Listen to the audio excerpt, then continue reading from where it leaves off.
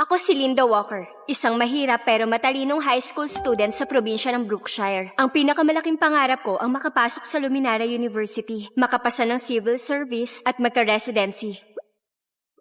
Pero mababa pa rin ang score ko. Kulang pa ang points ko. 650 sa probinsya ng Brookshire, di nga ako makapasok mismo sa top 1,000. Doon pa kaya sa Luminara?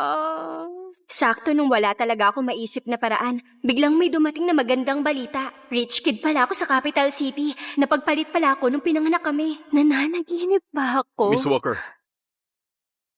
Miss Walker! Ay, Dito po.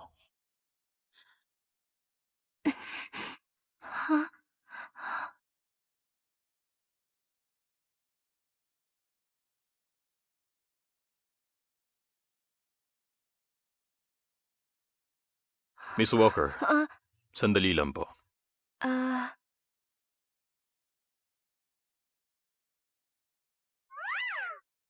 Linda Walker, ginagawa mo? Magda-drop out ka? Ako ang tunay na rich kid sa capital city. Kawawa kasi napagpalit ako nung pinanganak ako. Doon ako magka-college exam. Capital City? Linda, sa mga nobela, laging todo suporta ang mayayamang magulang sa peking anak. Ingat ka, ha? Huwag kang mag-alala. Wala akong pakialam kahit hindi nila ako gusto. Ang habol ko, residency. At hindi pamilya. Pagkatapos ng exam, babalik ako ha. Residency. Heto na ako. Nancy! Nancy! Nancy! Nancy! Nancy! Nancy! Mama, Papa, aalis na lang po ako. Hindi ako bagay sa pamilyang to. Nancy, tama na. Huwag kang matakot. Wala siyang panama sa pinalaki kong anak ng 18 years. Siguradong ito si Mrs. Lewis, ang totoong nanay ko. Dito na lang muna siya. Kahit ayaw namin sa kanya. Pero subukan niyang api-apihin ka. Pag nag-18 naman siya, palalayasin namin siya. Mukhang itong pangalawang kapatid kong si Joseph. Ano ba? Huwag ka nga mag-aasal bata. Mapapahiya pa tayo sa ibang tao. Yung seryoso at kalmado, na may malalim at malamig na boses, siya ang Kuya Charles ko. Ay, ito pala yung sinasabi nilang showing who's boss?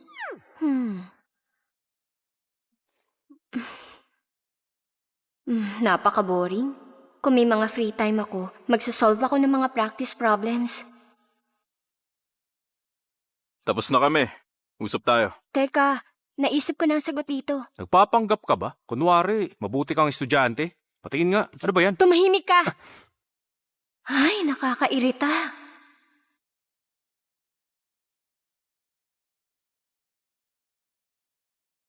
Linda, next time, huwag ka nang mag-aral sa sala. Masyadong mababa ang mesa. Di komportable. Tsaka hinihintay ka ng lahat. Sorry, akala ko nagkwekwentuhan pa kayo. Wala kasi akong sariling kwarto kaya dito na ako nagsulat. Ba't di mo sinabi na dumating si Miss Lewis?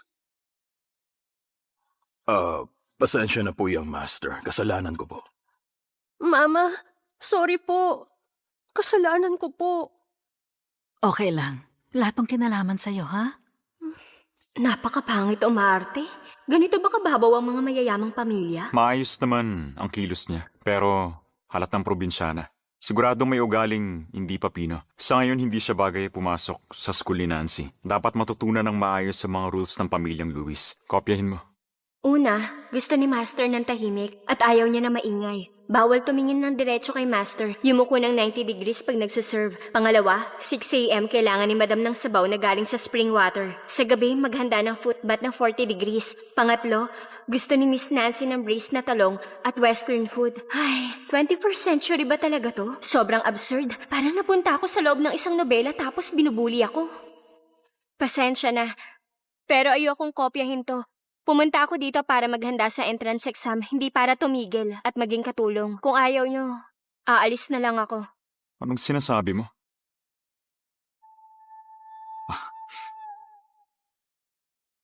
Nagkamali lang ang butler. Naibigay sa iyo ang pangkatulong. Huwag ka na magalit. Kung gusto mo protektahan si Nancy, kailangan mo talaga magsakripisyo. Pwede ba akong humingi ng kapalit? Pwede naman. Gusto ko sa school ni Nancy. Gusto ko sa school ni Nancy.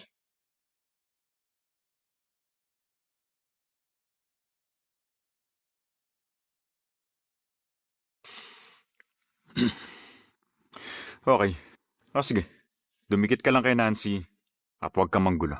Nabalitaan ko ang mga teacher daw dito. Puro top grads ng Luminara University. Siguradong tataas pa ang grades ko nito. Pa, napag-usapan na natin na mas mahal mo si Nancy. Ba't pagdating ni Linda, si Nancy ang mas kawawa? Kuya, tama na. Hindi naman talaga sa akin to eh. Linda, hindi ako makikipag-away sa'yo. Aalis ako sa pamilyang to. Uy, wag. Ikaw ang totoong Nancy Lewis. Ako yung sampid lang dito. Naku, hindi ah. Dito na talaga ang bahay niya. Huwag mo siya paalisin. Ikaw ang nag-iisang Nancy Lewis. Totoo yun. Sige, ituloy mo lang yung palabas mo. Alam ko na tong storya na to.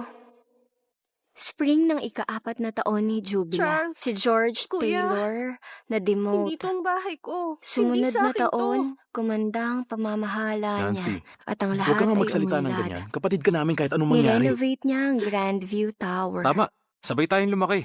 Ito ang tunay mong tahanan. Linda, ang papa't mama ni Nancy, ang nagpalit sa inyong dalawa, inosente din siya. Itong bahay niya.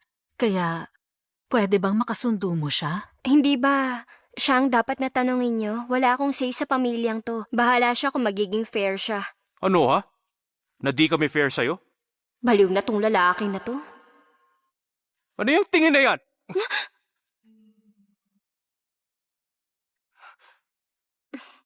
Haha, sumpungin ka pala. May reklamo ka na pabor kami kay Nancy o sinisisi mo kami sa pagkawala mo? Huwag niyo nang baliktarin para itago ang katotohanan.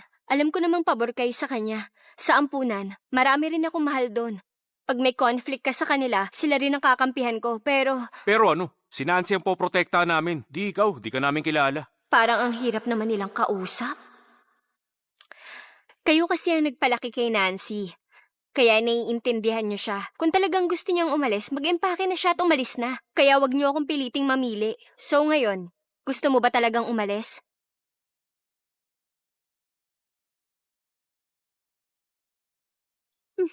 Patawarin niyo po ako. Aalis na lang ako. Ako na nga alis mag-isa. Okay, dahil mukhang sincere ka, tutulungan kita. Excuse me, saan dito ang kwarto ni Nancy? Unang kwarto sa taas. Ako na ang mag-iempake. Hoy, bumalik ka! Ha? Ba't napakasama mo? Gusto mo agad palayasin ang kapatid ko? Inalagaan siya mabuti mula pagkabata. Kung aalis siya dito, paano na siya? Joseph, kahit sobrang galit ka, di ka pwedeng manakit. Sincere naman daw si Nancy. Dapat panindigan niya ang desisyon niya. Masyadong mabait lang si Nancy. Umiiyak na nga. Paano to naging kusa? Please, wag mo siyang pilitin. Isa rin siyang biktima. Alam mo kung gaano kasama ang magulang ni Nancy? Kung ibabalik natin siya, paano siya mabubuhay? Ayoko rin ng nanay na ganun. Hindi ko rin to gusto. Buti ako yung napalitan noon. Kung yung best friend ko yun, baka ngayon nag-iiyak na siya dahil sa sama ng loob. Ako pang magpapakalma sa kanya. Ay, Nancy, di ka nila papayagang umalis. Ayaw mo rin naman. Wala namang pumipilit sa'yo. Ba't umaarte ka na parang gusto mo mag-sorry sa akin? Kung talagang mabait ka, ipagtanggol mo naman ako. Ako? Lalo mo lang ginagatungan ng gulo.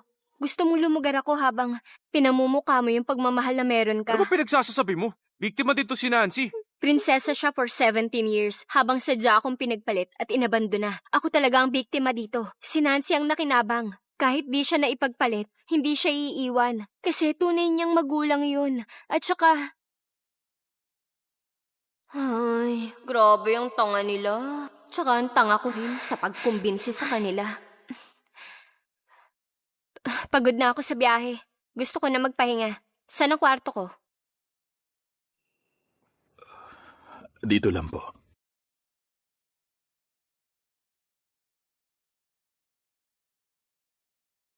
Linda, marami na tayong nakitang kwarto ngayon. Alin dun ang gusto mo?